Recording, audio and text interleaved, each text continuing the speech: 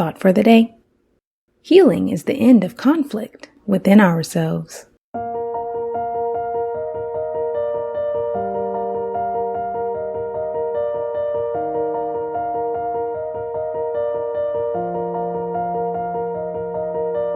Welcome to 7 Minutes for Yourself.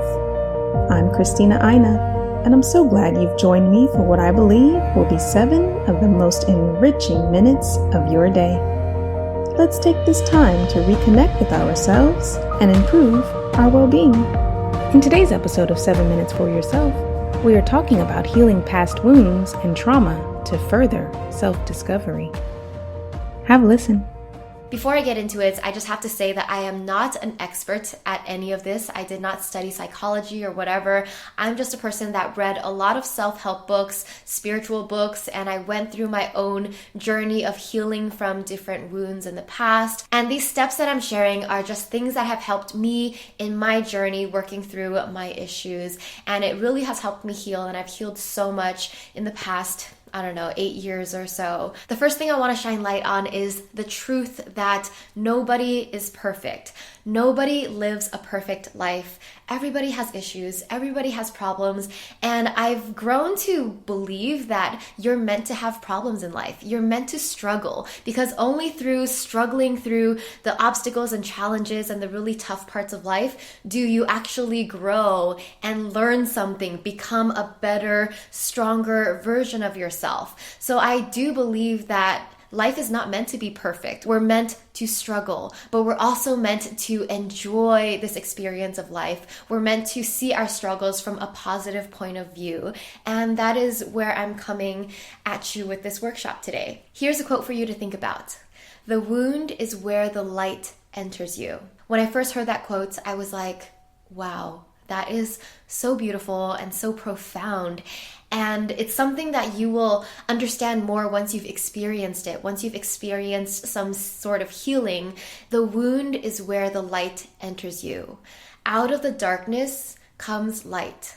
Out of the challenges, if you think of like soil, it's dark, it's damp, and like out of that is where like the most beautiful things grow. Flowers grow, trees grow, plants grow, and that is how the world kind of works. There's this balance of you need both the dark to have the light, because you need to have something to compare it to. There's like a juxtaposition of it. If everything was light, that would just be normal. If everything was perfect, that would be your new normal. And you really do need to experience the dark in order to appreciate the light. Another thing I want to bring up is to not judge people for their struggles or challenges. To not say, oh, you shouldn't be complaining about your struggles or your traumas because they're not as bad as these other traumas.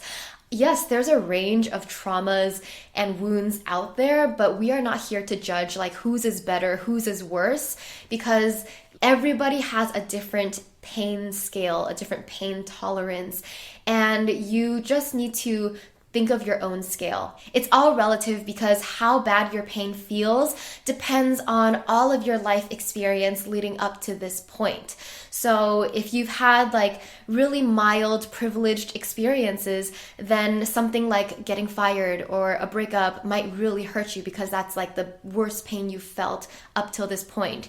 And if you've had like a lot of tough circumstances in life, if you've gone through more trauma, more things, then maybe that same exact event wouldn't impact you as greatly. So that is to say, don't judge people for their pain or their problems. And the reason why this relative pain concept is important is because when we are young, when we are children, we don't have that much life experience leading up to that point. So anything that we experience, all the pain we experience in our childhood really hurts us. We really hold it, which is why a lot of like psychological issues or personality traits stem from the things that happened to us when we were kids, things that we've held, stories that we've started telling ourselves from, things that happened back then. So that is why it's important to go all the way back to your earliest childhood experiences to start to become aware of your story. All right, so let's move on to how to heal. First comes awareness and understanding, then compassion and forgiveness. Finally, learning and transformation. That concludes today's episode of 7 Minutes for Yourself. Please take a moment to rate and review the show on Apple Podcasts. Today and every day with your kiddo is a gift. Enjoy it. Thanks for tuning in.